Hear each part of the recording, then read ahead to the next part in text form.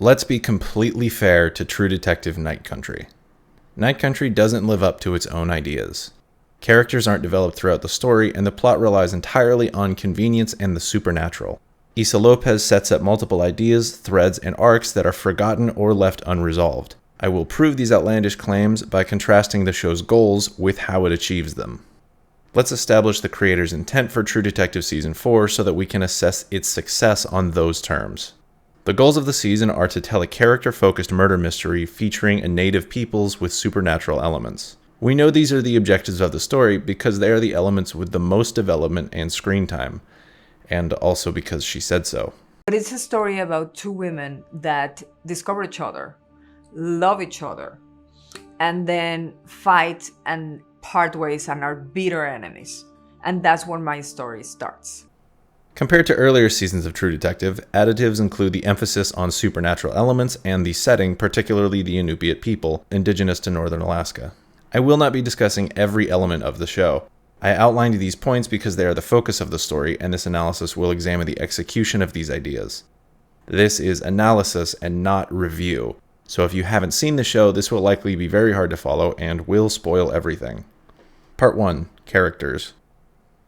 The characters do not have fully realized character arcs. The termination of every person's emotional journey is left ambiguous or outright not given in the story. Night Country has more characters than any other season before this, so we will limit discussion to the leads in Trooper Navarro and Liz Danvers. Navarro is not shown to be missing a connection to her Inupiat culture, so implying her reconnecting with it in the finale is narratively weak. She has one line of dialogue where she expresses not having an Inupiat name. The consequences or emotional stakes of this are not explained further. In the finale, a ghostly voice gives Navarro an Inupiat name. She then expresses a misunderstanding for the visions all along. This misunderstanding is not explained further. This makes framing suicide as a positive conclusion for Navarro tonally confusing. Her new understanding of the visions and of suicide warrants an explanation, as her sister's suicide, done in the same way, was previously treated as a bad thing in the story. Navarro's visions giving her an Inupiat name implies that the Inupiat culture is somehow connected to these visions, but this is not explained at all. To make this arc relate to Navarro's emotional journey and her relationship to Inupiat culture, we would need to see Navarro pushing back on the natives throughout the show, so that her acceptance of the visions, and by extension the native culture, could have a starting point and then a conclusion. This is not the case. Navarro's views do not evolve over the show. She passionately defends the local Inupiat people, both physically and in her dialogue. She does not have an arc with her relationship to the Inupiats. She feels the same way in the beginning as in the end. Attempting to frame her suicide as a positive step towards reconnecting to her Inupiat culture is problematic at best, and needs lengthy development that it doesn't receive. Danvers is shown to be traumatized about her dead child. She demonstrates compassion towards women and children, but hostility towards everyone else. Danvers' story concludes when she receives some closure from Navarro, who can commune with the ghost of her child. This closure is undermined at least twice in earlier episodes. Danvers seems to come to a realization and then acceptance of Navarro's visions in the finale, which facilitates her closure. This does not work as a dramatic moment because Danvers has always believed in the truth of Navarro's visions. Danvers says previously that she knows Navarro saw something which caused her to shoot the abusive man in their flashback. This shows the audience that Danvers believes Navarro has visions that reveal truth and are not just mental illness. Blowing their load on this reveal robs the fireside conversation of dramatic weight. To make this arc present throughout the story, Danvers' big monologue where she shouts at Navarro and reveals the depths of her trauma needs to be much earlier, close to the first episode or even in their flashbacks, to give Danvers growth in the finale. The intent with this arc is that Danvers placing her faith in Navarro gives her the closure she couldn't find elsewhere. This arc does not exist because Danvers always had faith in Navarro, making her emotional starting point and emotional end point the same. In an early draft of the script, it's likely Hank Pryor didn't exist, and Danvers was Pete Pryor's only parental figure. Danvers seeing a child's hands under the ice, which is an important moment for her in the finale, is visually very similar to Hank Pryor's story about saving Peter as a child. Since Danvers is the one who gets payoff for the child under the ice imagery, I suspect this was supposed to be how her child passed away, and then Issa Lopez changed it to add more characters when the script was elongated into series format. But Lopez never went back and changed the visual for Danvers or her child in the finale. Obviously, I can't prove this, but it would explain why Danvers' relationship with Peter gets so much screen time when it has zero payoff. It would also explain why Danvers sees a child under the ice even though her own child was killed in a car accident. Earlier in the show, she has visions of a polar bear that is missing an eye, similar to a stuffed animal that her son had. It makes sense that the final visual representation of Danvers' trauma over losing her son would be visually reflective of how he died, but I am speculating.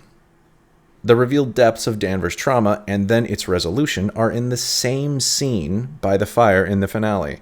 This is rushed character development, despite the show having plenty of room in early episodes to establish backstory. This pacing contributes to my feeling that this series was supposed to be a movie, and then when they made it longer, Lopez added characters and dialogue, but didn't add anything plot essential, which is why the middle of the show is so barren of moments that relate to the finale. So maybe the killer was out there on the ice with him? I come from cinema, so I constructed it as I would in a movie. Part 2. Plot convenience. A story that relies on convenience to happen is not engaging, because when a story does not have clear rules or stakes, how can an audience be invested in its outcome? Another way we could say this would be, if anything can happen, why doesn't it happen? The problem in True Detective Night Country's conveniences and supernatural elements is that they don't follow the rules of real life, and then the writing doesn't provide new rules to keep the story making sense. We, the audience, will accept rules that aren't real, but those rules must be consistent so that the story doesn't implode into questions about how it works. This is called the internal logic of a story, and is especially important when introducing supernatural elements.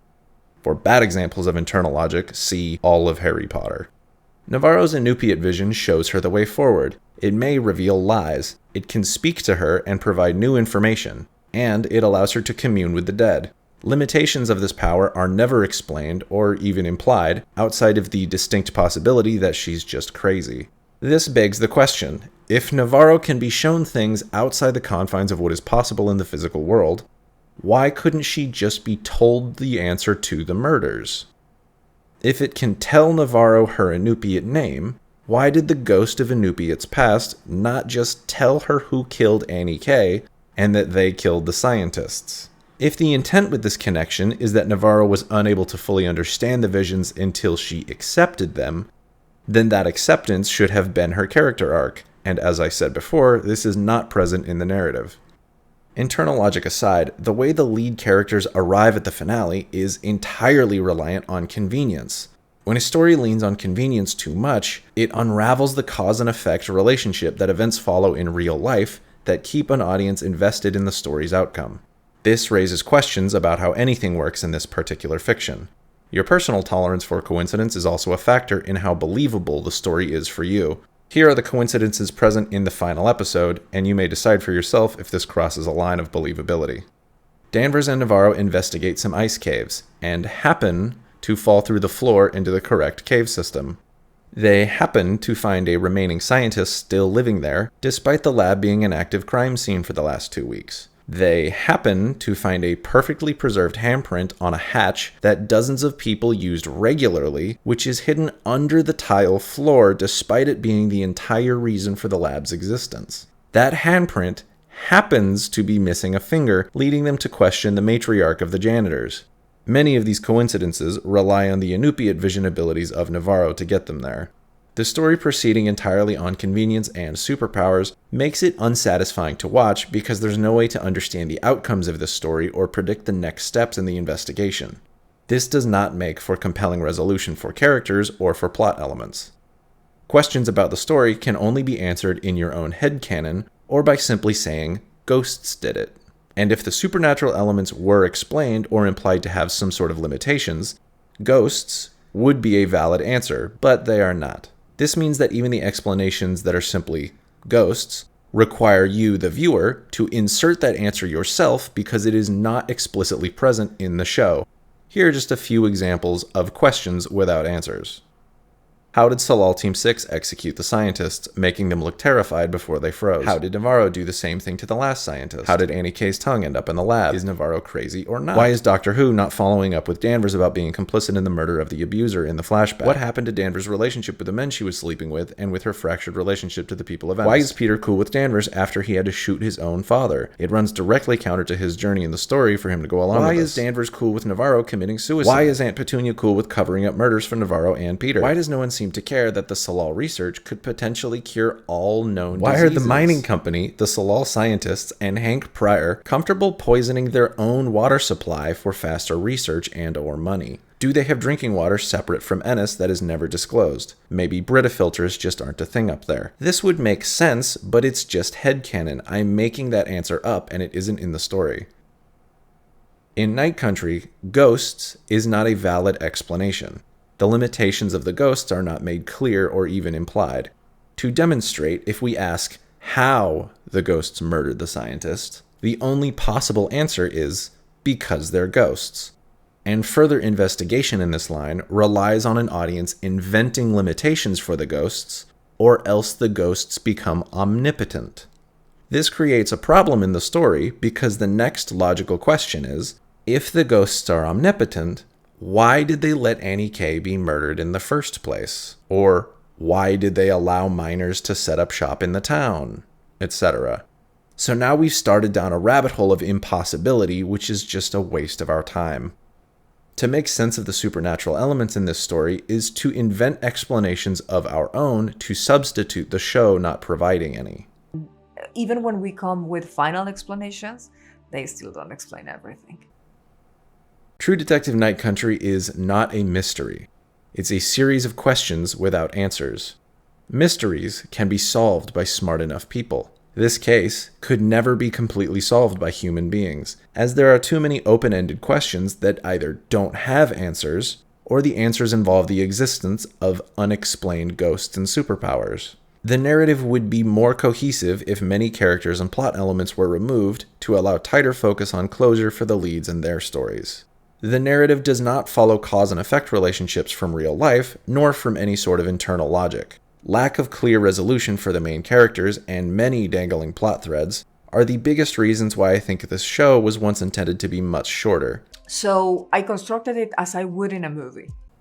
My analysis here is far from exhaustive of the show's problems. Feel free to expand on these points or disagree with me if you want. I am open to the discussion. Some miscellaneous thoughts. The reception of this show is very confusing to me. It feels like critics are taking sides, as if this season of television somehow represents a controversial milestone in storytelling.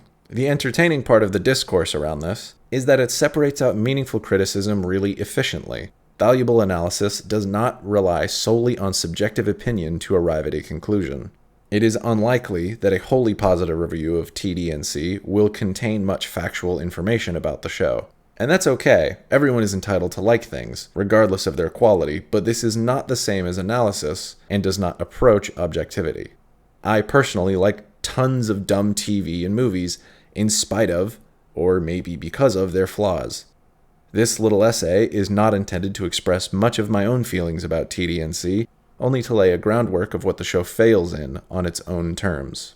Based on the critical response to this season, some people seem to value the presence of real-life native peoples in this story over the problems of structure and execution. This is, obviously, their opinion, and we can value art for a variety of reasons, inclusion and representation among them. This does not mean that the problems with TDNC don't exist, but each person gets to decide what the end product is worth to them. I did not write this as an indictment of people who like the show. I merely wrote it to point out the show's shortcomings. This is my first attempt at more analytical writing, and I am very open to feedback, good or bad. Thank you.